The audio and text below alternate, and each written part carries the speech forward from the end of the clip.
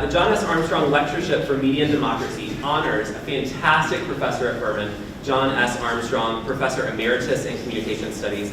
Dr. Armstrong served Furman University as a member of the faculty for 17 years, from 2003 until 2020, and he was instrumental in building curriculum in broadcasting and media production, as well as media history and law. We have him to thank for a lot of the curriculum that you all are experiencing today in communication studies. This lectureship focuses on the state of journalism and the relationships between media makers, citizens, and government in maintaining the ideals of democracy in our society. We're really fortunate that my colleague, Dr. Armstrong, is here with us tonight, and it's my pleasure to invite him up to introduce our speaker. John.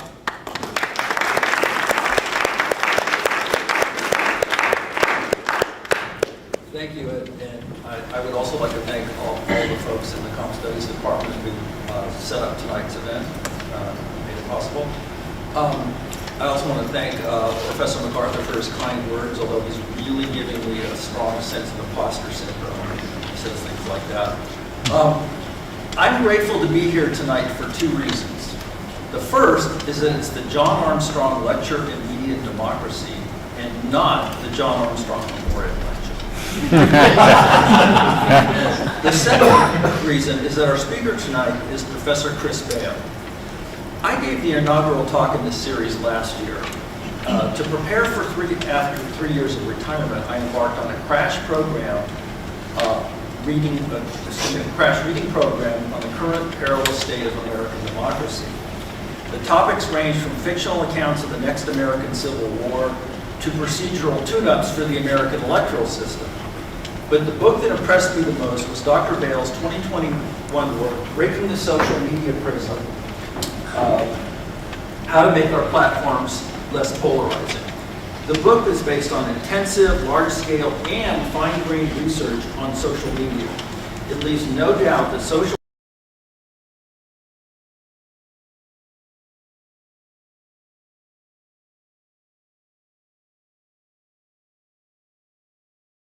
reach of social media's political influence.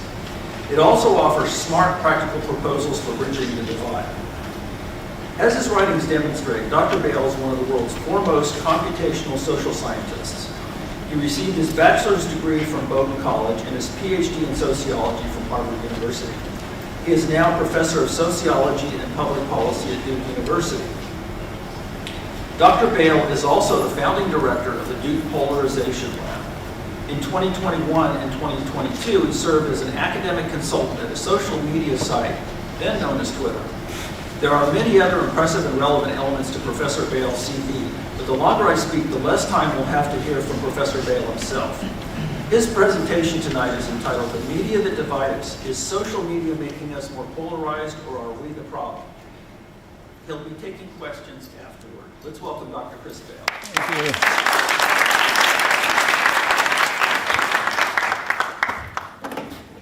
Thank you so much, John. Thank you. Thanks. Hello, good evening. Thank you to John for that wonderful introduction, and thank you to Mary and everybody else who's put this together. And thank you to all of you who have skipped Greek groove to be here tonight. You must be the bad dancers. Is that the way? No? Okay.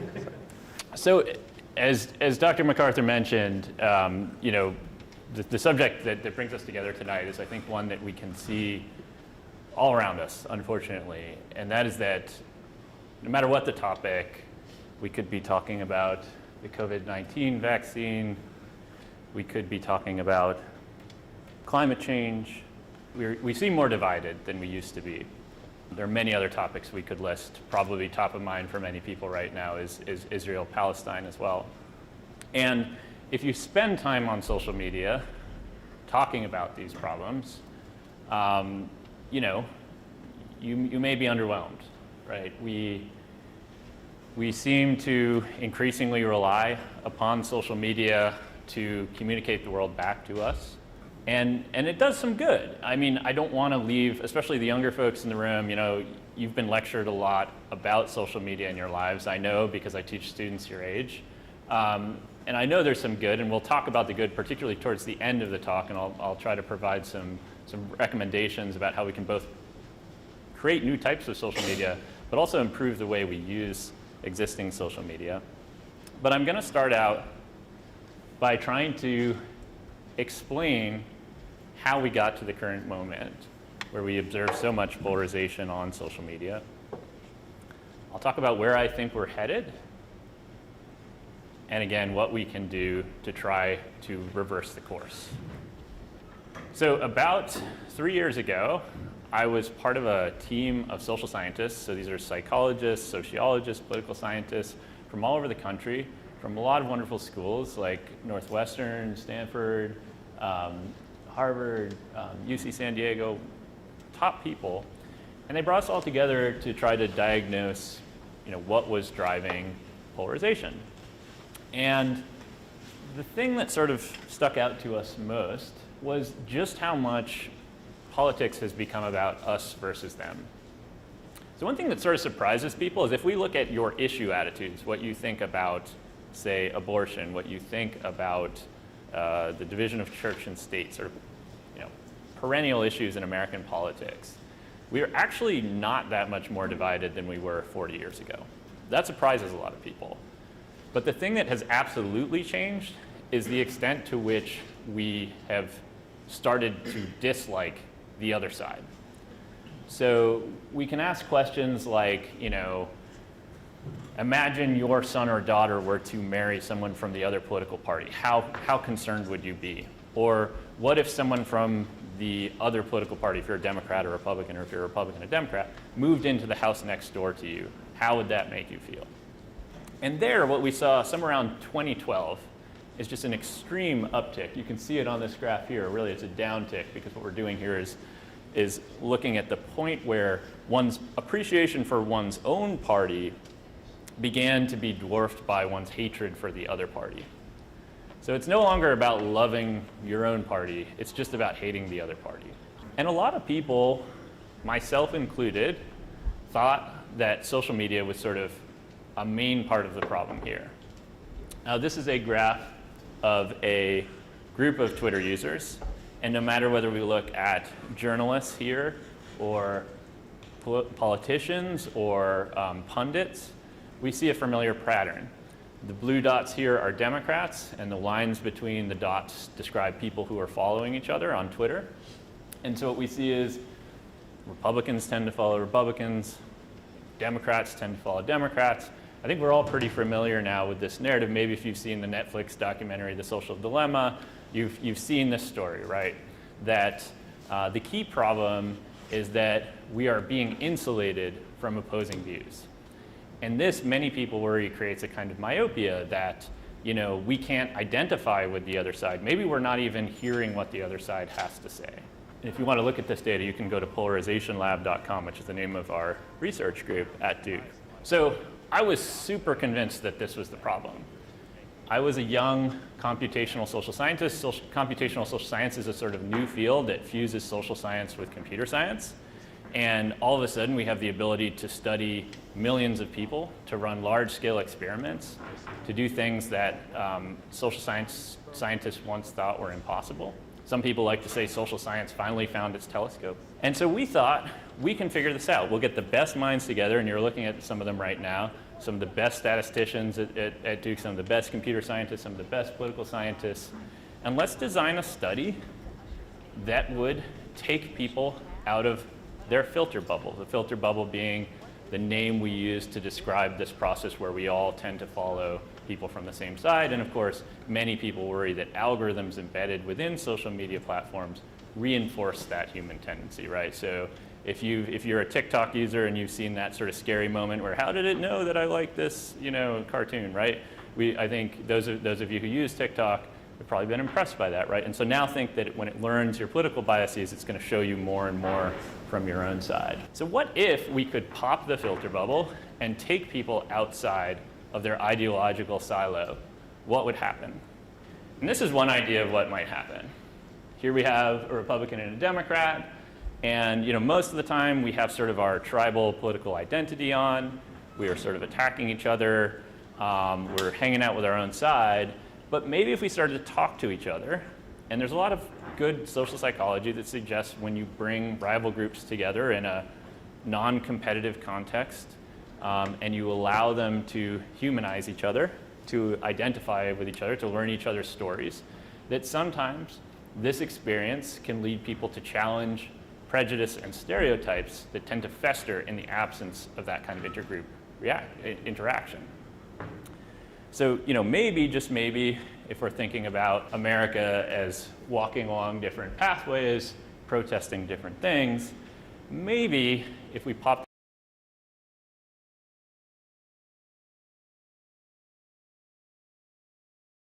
the cage match, right? If you listen carefully when I said social psychologists have said this is what should happen, there's a number of important preconditions that, luminary social psychologists like Gordon Allport would have said are necessary for intergroup contact to produce reconciliation and depolarize people. And those are things like a lack of competition, the ability to empathize with each other and humanize each other. And so a really important question is, does social media provide, and social media is kind of a catch-all for a lot of different sites right now, does it provide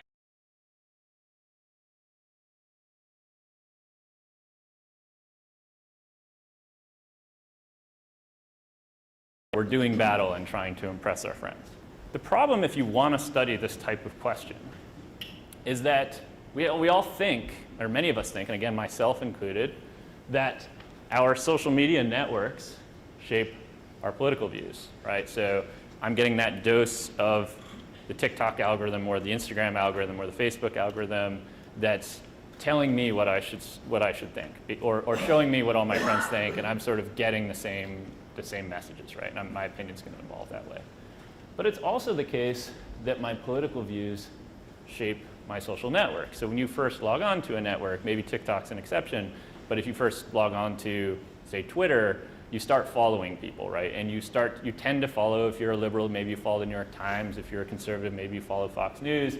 And so if we want to figure out whether social media networks are influencing our political views with data, we need to be really aware of the possibility that it could be what we're seeing is our political views shaping our social media networks and not the other way around. So a classic kind of correlation is not causation situation. And so for anybody who's had sort of social science research methods, what do we do when we can't distinguish correlation from causation? We need to do an experiment. And so in 2017, our Duke Polarization Lab did what we think is a first of its kind experiment. We recruited about 1,600 Democrats and Republicans who used Twitter. So we didn't have any independents, this is a big caveat, and they had to use Twitter. So it's not the whole population, it's just Twitter, and just people who belong to one of the two parties, or say they belong to one of the two parties. We asked them a bunch of questions about their views on a lot of different issues. We asked them all sorts of questions about what media they consume, and a lot of different questions about their demographics. We got a really rich portrait of these people. And then 1 week later, we randomized half of them into a treatment condition where they were told they could make money if they followed a Twitter bot, so bots like an automated account, that they were told would post 24 messages a day. We didn't tell them what the bot was going to tweet. We just told them that they could make up to $24 for following one account for 1 month. Now, if they chose to follow it, and most people did, about 60 to 70% of people who we offered the opportunity to follow the bots followed the bots. And when they first did, we showed them pictures of beautiful nature landscapes, really like nice, pleasant stuff. And then gradually, we did the experiment, which was to turn up the number of messages that would appear in their news feed.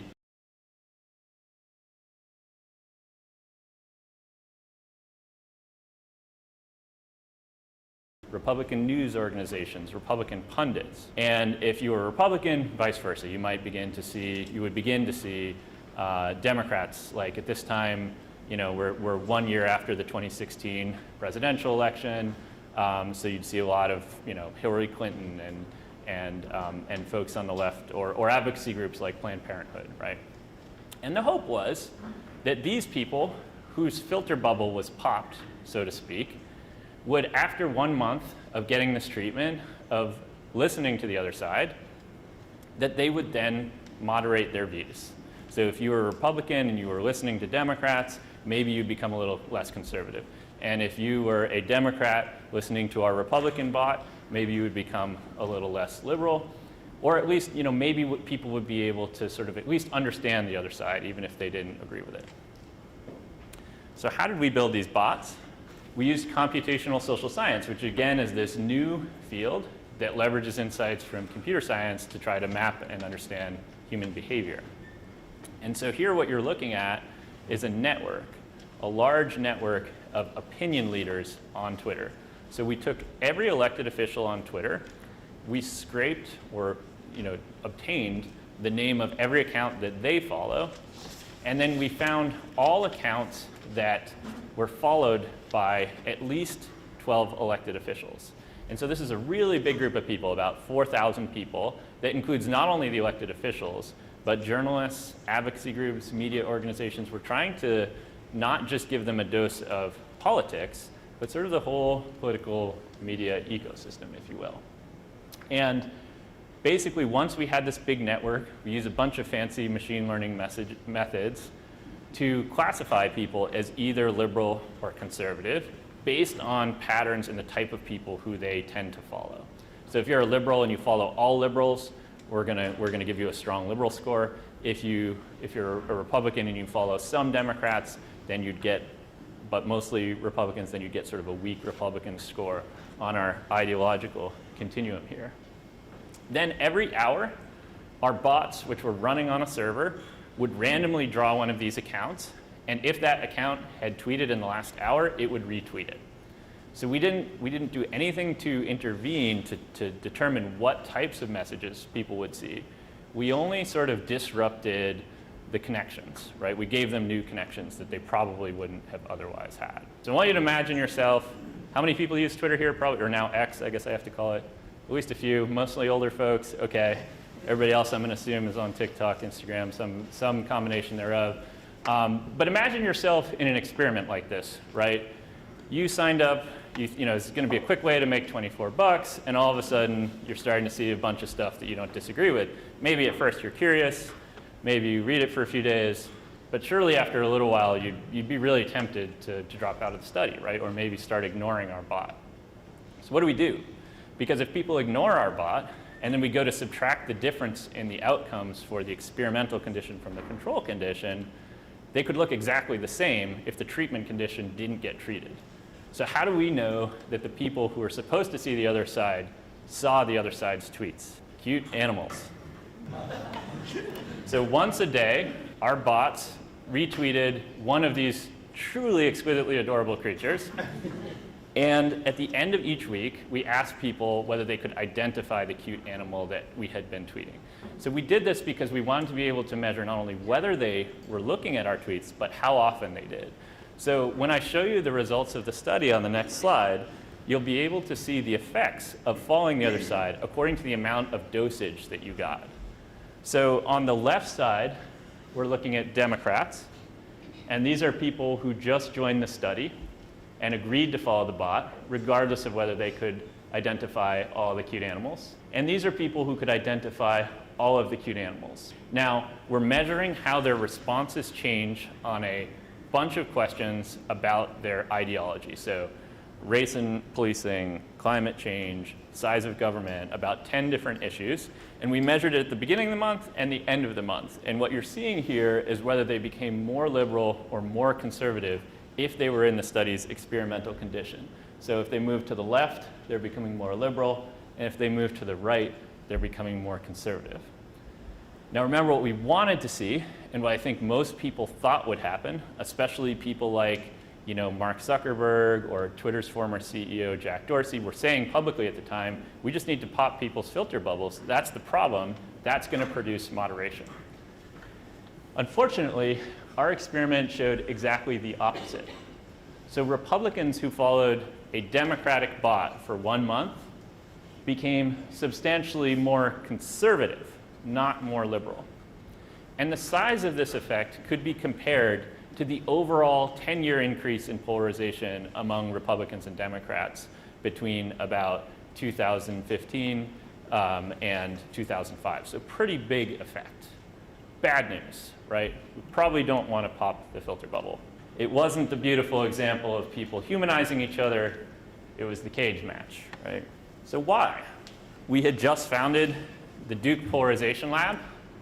You know, our university's president made a big deal about it, was bragging about us, and I sort of pulled him aside and said, stop bragging. You know, we're not fixing polarization. The only study we've done has increased polarization, right? Bad for business, very bad for business. So we got to work, and we used every tool in the data scientist's arsenal.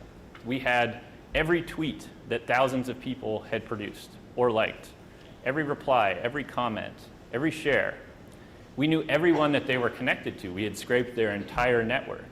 We had surveyed them 4 different times with longitudinal research methods in order to be able to capture change over time. We had done a large-scale, first-of-its-kind experiment. We had collected in total more than 10 million data points. And with the fanciest techniques, including even some of the most advanced AI, by today's standards, we could not make heads or tails of these results. That may surprise you, because we live in an era where ChatGPT, I'm sorry, faculty, can write your paper for you, right? You shouldn't use ChatGPT to write your paper for you, I think, right? And maybe we could have an interesting conversation about that at the end. I'd love to do that, actually.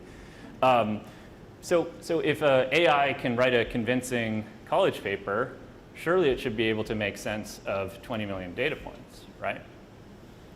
But the problem, and I think a big problem with social media and this problem in general, is that we're relying on an engineering mindset to try to solve human problems. I love computers. I love software. I geek out on this stuff a lot.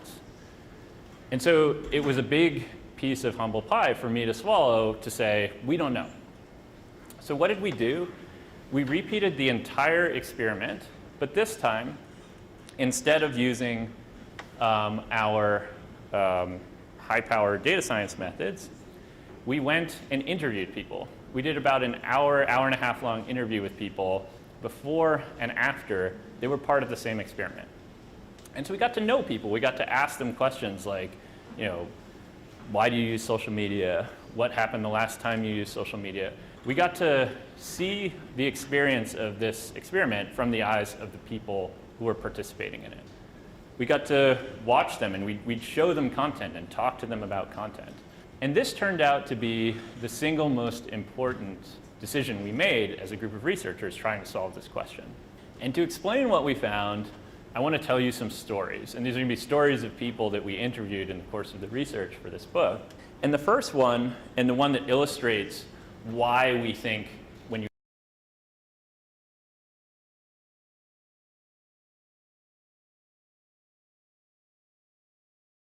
call Patty. And Patty lives on a farm in upstate New York that looks somewhat like this. She's a 63-year-old woman. And you know, with all our respondents, we asked the same first few questions. We said, you know, how did you first start using social media? She's 63, right? So it's a little new for her, right? Like these are your parents or maybe your grandparents if you're students, right? Or maybe some of the faculty are 63. I don't know. We'll see. Yeah. Most people don't go to social media to share their political opinions. I do. Probably many of you do. But we're all weirdos. Most people use social media to follow sports, to follow video games, to connect with local businesses. And so Patty, like most people, when we asked her, what do you use social media for? She's like, I like to follow my favorite TV shows. I like to follow brands. You know, that's what I do. We didn't want to force politics on any of our conversations. We wanted to let it emerge organically. And so we had to talk to Patty for 25 minutes before she mentioned anything related to politics. We wanted to know, you know, are you on the left or are you on the right? And all she would tell us was, well, you know, I don't really like Fox News. You know, they seem angry and sort of mean, but also don't like CNN. They really seem biased to me. And so she seemed, you know, it's hard to place her. When we finally asked her, who did you vote for? She said she sort of reluctantly voted for Democrats. But she had many views that were in line with the populism that was insurgent within the Republican Party at the time. Things like she believed immigrants represent a cultural threat to the United States. She believed government taxed too much. She believed that undeserving people were being rewarded, whereas hardworking people like her and her husband were not. And so when I looked through all of the candidates, who to look at first when we got the data from this experiment, I went straight to Patty. Because I thought that when we started to show Patty Republican tweets, right, that were about things like immigrants being very often, especially at this time, 2017, this is when we were having a big national conversation about violence at the US-Mexico border. I thought that she was actually going to come to appreciate the Republican message. And so much of the media coverage of this period in American history says, here's what happened. You know, Obama, Clinton before him, the first Bush, left a lot of people behind. And America is a very unequal place. And these people who are isolated and lonely and lack status, they were vulnerable to a message that said, tear it all down. And so if you ask me who among all the dozens of people we interviewed who was most likely to be sort of seduced by this narrative, I would have said Patty. Instead, I was wrong again. You'll notice there's a theme here. I'm wrong a lot. Patty did what everybody else did. She became more partisan. By the end of the month, where she was following the Republican bot, she was not only talking about politics for the first time on social media, but arguing about politics. And she was not only arguing about issues that she might have cared about that were consistent with her views, she was even taking liberal positions on immigration, just within 1 month. So what happened? You know, we like to think, I think in its best form, that social media could be a competition of ideas, right? That the cool thing about social media is anybody can put their argument out there, right? And that should create the conditions where ideas can compete for legitimacy, right? And that the best ideas should somehow rise to the top. And maybe, if you believe in the power of democratic deliberation, like so many great theorists of democracy did, that social media should facilitate this kind of competition of ideas. But I don't think social media creates a competition of ideas. I think it creates a competition of identities. Remember that first graph I showed you, us versus them. Here's the story that we often hear. If I see some new information, you know, it diversifies my information environment, I then become introspective. Yeah, why do I think that way? They got some good points, right? And then I change my mind, and then I become depolarized, right? That's the story we all want to see, I think, especially people in Silicon Valley. But what we see happening is something quite different. When I see people who don't agree with me, it's not that I start to, you know, think deeply about ideas. I see a war going on, and I realize that I have to pick a side. And even worse, that I have to learn to defend my side. And so this out-group exposure doesn't make me more moderate. It increases the salience of my identity, especially for people who don't have a strong identity to begin with, like Patty, and they actually develop an elaborated defense of that identity. They actually become more polarized. Social scientists have an interesting theory about how things like this happen, and it's called social learning. And the idea here, which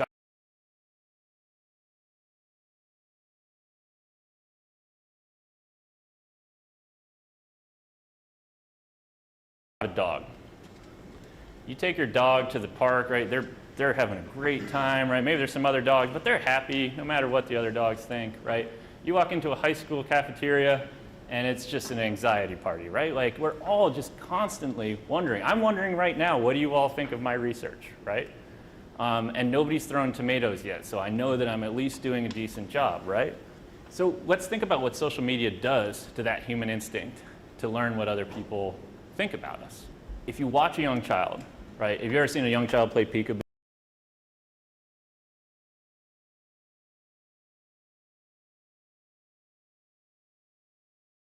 Disappearing from the face of the earth, right? It's a magical thing. We gradually become aware of other people. And over time, you can think of children as sort of little scientists. They're projecting different versions of themselves onto the world. They're seeing, like, what does mom and dad think? What do my friends think? Or, you know, maybe by the time you're a college student, what does my professor think? You know, what do my friends think, right? And consciously or subconsciously, we're constantly iterating those identities. We are constantly experimenting with different versions of ourselves until we find the one that makes us feel good about ourselves, that makes us have status, that makes us feel love from others. And so let's think about how social media changes this fundamental human tendency. I think it does two things. One, we have a much broader palette of identities to paint with, right? If I'm on an anonymous platform, like I just learned today that Yik Yak started here at Furman, thanks a lot. No, I'm kidding.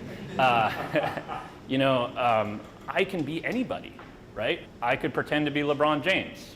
Okay, that one might be a stretch, but you know what I mean. There could be, I could pretend to be many different things, and we see this all the time, right? So one, we have a much broader range of identities to experiment with. But two, we have a powerful infrastructure, we think, for observing what other people think about us. We can monitor like counts, engagement counts, followers, right? We get pretty instantaneous feedback about how what we're doing is being received by other people. And so what I think we're addicted to about social media is not just cute cats and flashy videos. It's also our human instinct. We are addicted to knowing what other people think about us, and social media helps us do that. Here's the problem, though. We want social media to be a mirror. We want to hold up our phones to society and say, this is where I fit in. But social media is not a mirror. I think it's a prism. The feedback that we're getting is not what everyone thinks, right? It's what a very small group of very angry and engaged people think. And if we come to rely upon social media to communicate reality back to us, which we all inevitably do, especially as the lines between social media and reality become increasingly blurred, not only through long-form video, but also increasingly VR or augmented reality or whatever you want to call it, right? These lines are constantly blurring, and we are seeing this distorted reflection of society. I'll give you some examples in a second, but my first is this one, which is the identity that I've cultivated online. You can see this much hipper, more in-shape version of myself that you'll see if you find me online, right? Again, I can be anybody through the power of the social media prism. So let me tell you another story of one of the people we encountered in our research that I think is going to help illustrate this prism idea. This is Ray. Right? Yeah, so louder. Ray is like the nicest guy you'll meet. Like when we first met him, hey, how you doing? It's so nice to meet you. We get to talking to him, and he's like, yeah, that's social media stuff. Everybody's so mean. Like, I'm not like that. I just, I do my own, I'm like, I don't see race. I see the person. I never talk about politics. It's too divisive, right? And we get to the end of this interview, and I'm like, we found the one nice person on the internet. How did we do this, right? Wrong. Ray is the biggest troll on the internet. And I say that having studied this stuff for 15 years, the biggest one I've ever seen anyways. He's constantly generating memes of liberal leaders like Barack Obama, Nancy Pelosi, Alexandria Ocasio-Cortez in the most obscene forms. Some of you are good at Photoshop, use your imagination, vile stuff, right? So the question becomes, why does this person undergo this, Dr. Jekyll into Mr. Hyde transformation seemingly every night?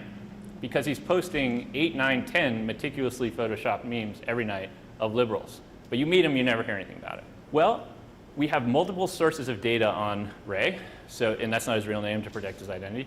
We have survey data, we talked to him, and we observed him online.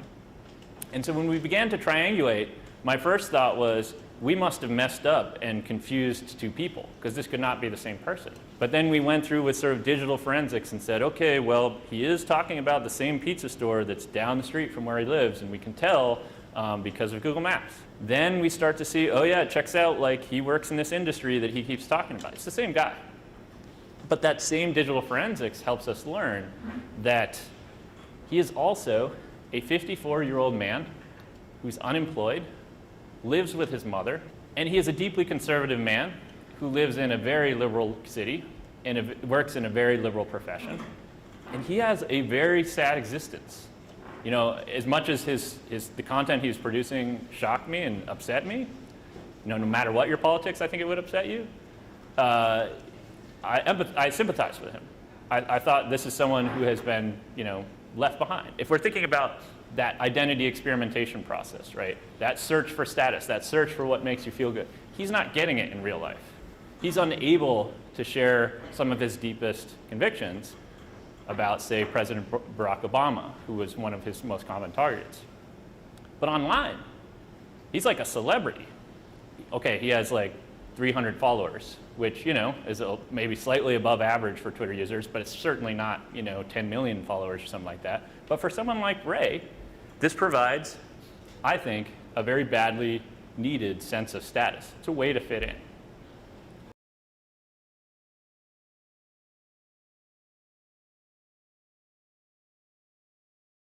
That we met and the person that we see are very different.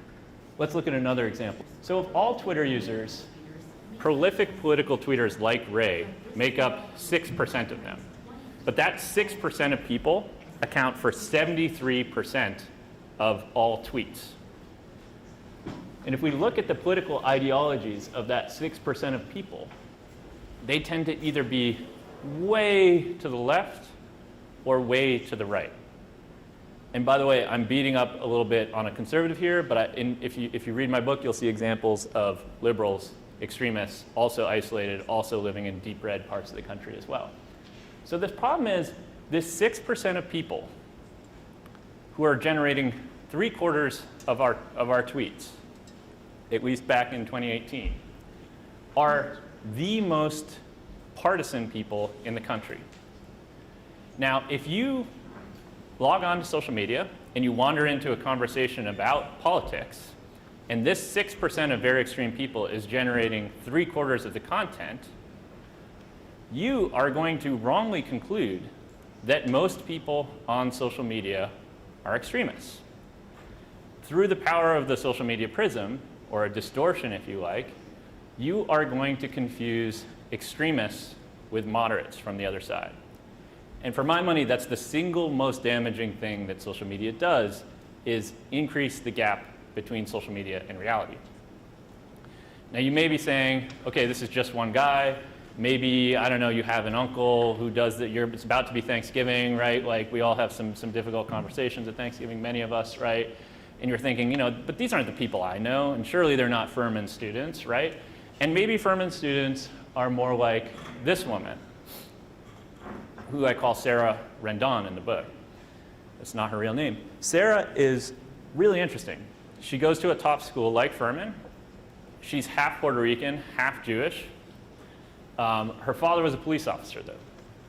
And in large part because of her father's influence, she has a conservative worldview.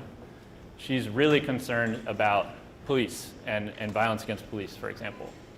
And yet, being a minority in our country, an ethnic or racial minority, and going to an elite, very liberal school in the Northeast, she's very aware of how liberals think. And honestly, of all the people that we talked to, she had some of the most, in my opinion, valuable and productive ways of talking about a really polarizing subject like race and policing. I'm sure you have some of these conversations on campus. It's hard to find a middle ground there. It's really hard. And so we need people like Sarah to be speaking up. But the problem is the same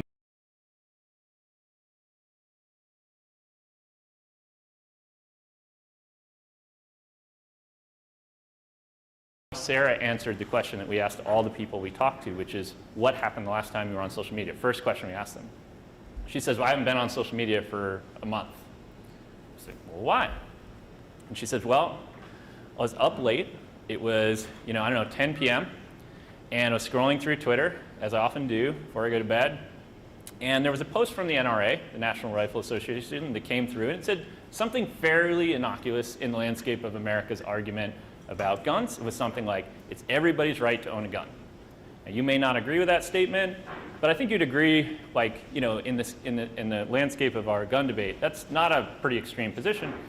She saw that a bunch of liberals were sort of attacking the message, and she wanted to sort of articulate her more moderate view, which was like, hey, my husband owns a gun. He goes to a shooting range. He has a license. He's careful.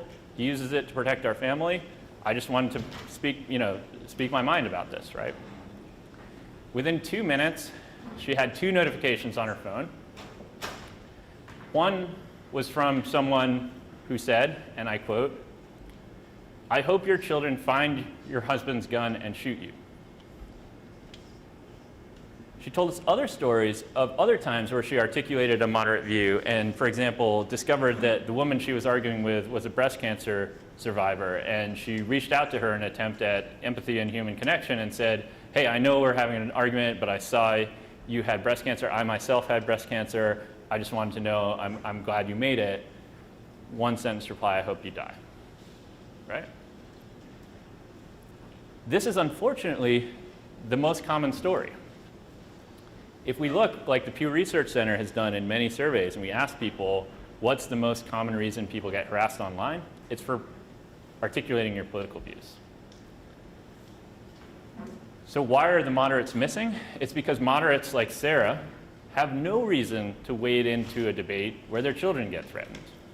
She has a good life, by the way. She has 2 kids, she has a great job, which, by the way, could also be compromised by talking about politics. It's all risk, no reward. Whereas for Ray, it's all reward, no risk, right? So we've created these perverse incentives where the reality of social media, and we can look at this with survey data, and we've done this. We've meticulously surveyed social media users and asked, what are your politics? How often do you tweet? We look at what they tweet, and this is what we see. The vast majority of social media users are moderates.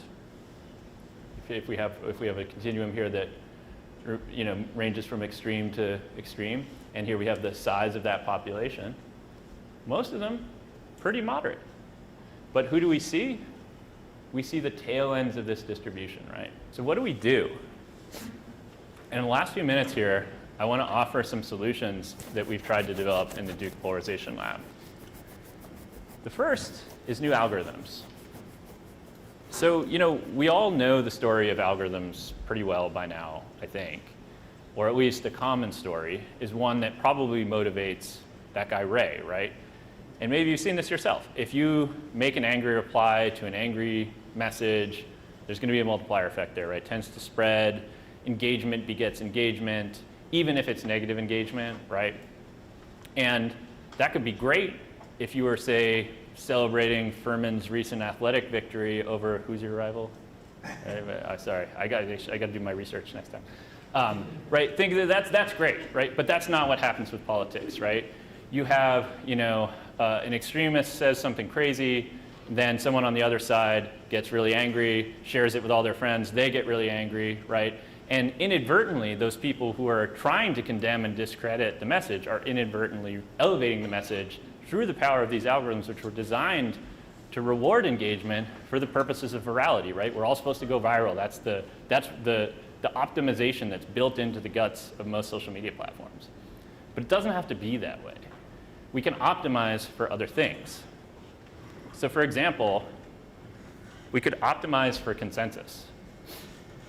So instead of elevating tweets that get a lot of engagement, which tends to reward extremists like Ray, we could upvote or boost algorithmically posts that get engagement from different types of people. So imagine, let's say a really partisan issue right now, right? Like Israel and Hamas. Everybody's wondering where's the middle ground there, right? And if your experience with social media is like mine, you're seeing like extremes, right? Now imagine if instead of entering into your social media experience and you see those 2 extremes, you see whatever people who have different views are agreeing on, right? It's awful that a child died. It's wonderful that someone called their neighbor to say they were thinking about them in Palestine when they were in Israel, right? And these types of examples, right? And in our country, it could be things like our gun control debate, right? A lot of people don't know there's a lot of bipartisan agreement on issues like background checks for handguns, right? But we would never know it by looking on social media. So let's elevate the consensus stuff. So in the Duke Polarization Lab, one thing that's a little unusual is we build technology. We try to prototype new tools that you can use in tandem with social media and also new social media platforms themselves in order to provide a proof of concept for how you can do this. So these tools no longer work because of one Mr. Elon Musk, who stopped sharing data with researchers like me about 2 months ago. But back then, we could rank opinion leaders, like the ones that we used in our bots, according to how much they get positive reactions from people on both sides. Then we can build bots that retweet those messages boosting the messages that are getting consensus across partisan lines instead of those that are at the extremes, right? We did some stuff with CNN. We got a bunch of eyeballs on it. We had 80,000 users. Pretty good. But in the landscape of social media, right, where we're talking about 320 million people who use Twitter, give or take, that's a drop in the bucket. So what do? Well, it turns out you can take these things and you can go into social media companies and say, now you try it. And before Elon Musk, we were able to do this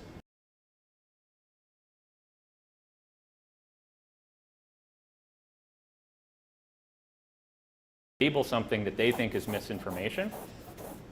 And the problem, of course, if you let anybody do that, you can probably quickly imagine, right? The Republicans all label all the Democrat stuff as misinformation and vice versa, right?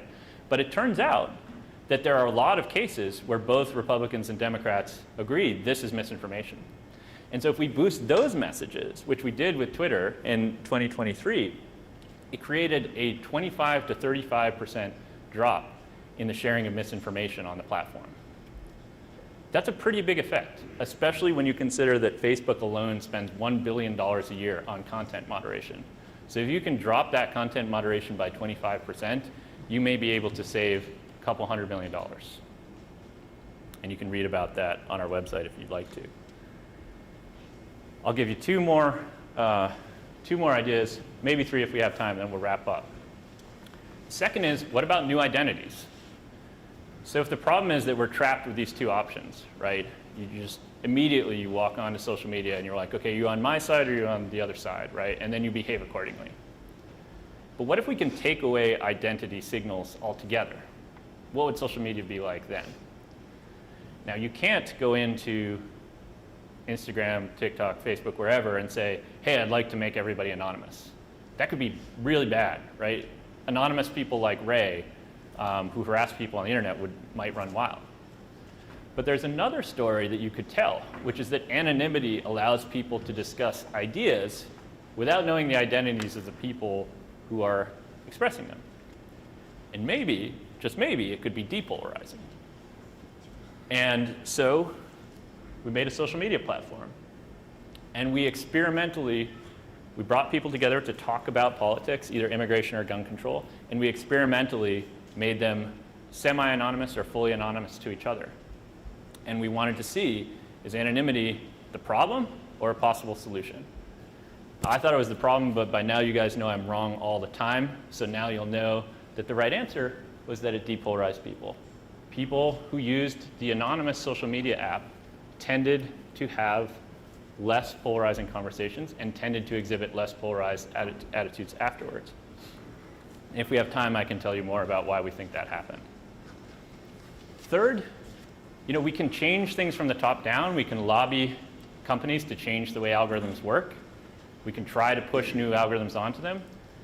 But here's the thing. We're also part of the problem. We hear a lot that things like, Mark Zuckerberg could, at the drop of the hat, walk into some secret room in Facebook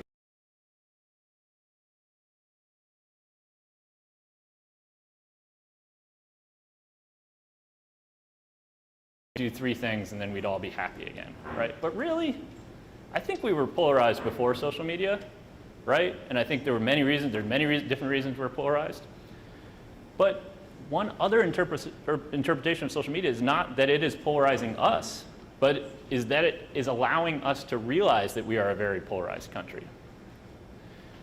We are able to see a much broader group of people, and we become aware of the many more radical people in the country. But as we interact with social media, we are voting with our like buttons. We are voting with our comments. We're voting with our behavior, right? So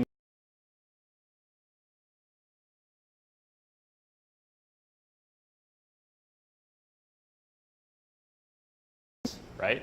When we might want to do exactly the opposite. And so another set of tools we built on the Depolarization Lab tries to help people become more reflective social media users, learn to avoid trolls and extremists, but also learn how the messages that you produce look like to other people. What do you look like through the social media prism? These are the tools that we're trying to produce and get out there to help people become more aware of how their behavior contributes to the bigger problem. I want to tell you about a study that we just published last week. What if AI can help? That sounds crazy too, right? We're all worried about AI spreading more misinformation than we've ever seen. I'm worried about that. I spend a lot of time working with companies like Google, Facebook, Twitter. I've seen what these tools can do.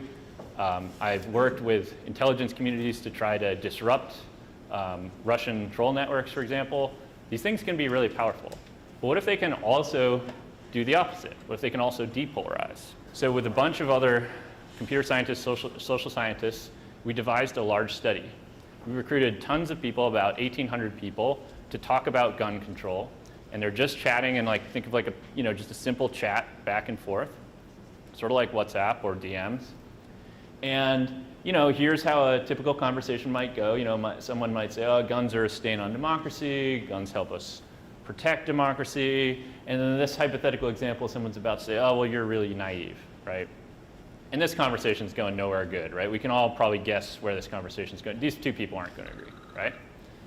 What if we take that message, and before we send it to this person, what if we send it up to the cloud and send it as a prompt to GPT 3.5 and say, hey, read this conversation that these two people are having, read the message they're about to send, rephrase the message in a way that is consistent with evidence-based research on conflict mediation, things like showing the other person that you listen to them, rehearsing their argument back to them, validating their right to think different than you.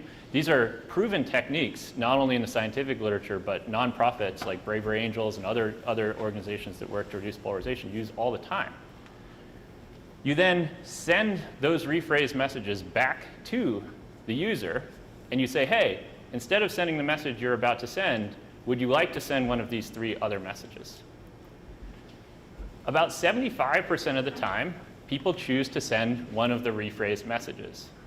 And when they do, their partner rates the conversation as more productive, less stressful, and credits the person for having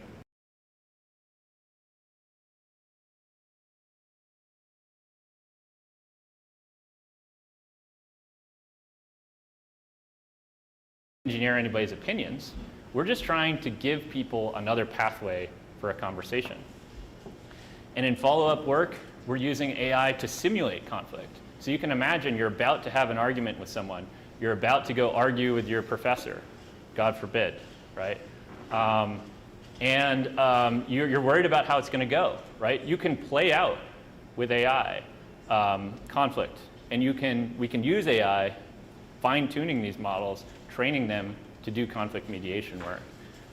So it's really exciting work that I'm super excited to share with you. If you go to our website, you can find a link to it and learn more. So what did we learn today? I think, at least what did I learn, because as you know, I'm often not right. The common narratives about social media might be wrong. The echo chamber, maybe not what we thought it was. Taking people out of their echo chamber doesn't seem to make them less polarized. It seems to make them more polarized. Footnote, echo chambers are also much less common than most people realize. Probably less than 12% of people are in an echo chamber. But if you listen to our public debate, every media article, every documentary, it's all about the echo chamber, right? Maybe the common narratives are wrong. Social media is not a competition of ideas. It might be a competition of identities. And the gap between social media and reality is what's driving polarization. And that's, on the one hand, a really bad thing, because we can't control that gap. But it's also good news, because it means that we are all less polarized than we think we are. And in a large meta-analysis a large collaborative experiment across 16 countries, researchers corrected misperceptions about political rivals and showed that simply correcting your misperception about what the other side thinks reduces polarization quite significantly. So if you think about it, it's good news, bad news, right? The bad news is perception's out of whack with reality. The good news is reality is much less bad than many people think. So we need to break this distorting mechanism, this social media prism, with top-down interventions, with new algorithms, with new tools, with new ways of reimagining the future of social media, because let's be honest, it's been 20 years. And if we look at the history of social media, every 2 years, a new platform comes around, right? I'm not even going to ask the people on this side of the room whether they know what MySpace is, because I'm pretty sure the answer is no. But I'm pretty sure the people on this side, or at least this part of the room, probably know what MySpace is, right? And if you didn't know MySpace, maybe you know Friendster, but probably not. And you probably are only on Facebook to make your parents think that that's what you do on social media, but you're really on Instagram, and then you went to TikTok, and now God knows where you are. I can barely keep up. But my point is, there's a constant turn, right? Now it's Blue Sky, Mastodon, Threads. These are opportunities. Every one of these new companies is searching for its niche, and maybe as consumers, we can vote for the one that embeds these kind of pro-social interventions. But we also need to be part of the solution. We also need to remember that we vote with our like button and do what we can to elevate the common ground that we have, even if it can be really hard to remember that we have it. And maybe public interest technology, like the kind that we build, and many other groups around the country, by the way, build, can help reverse the course. So you can check out these tools on polarizationlab.com, and you can get a hold of me or learn about much of the research I discussed today on polarizationlab.com or any of the many social media sites that I try to use. Thank you so much, and again, it's an honor to be here. Thanks to John, thanks to Mary, thanks to all of you for coming. Thank you. Look forward to hearing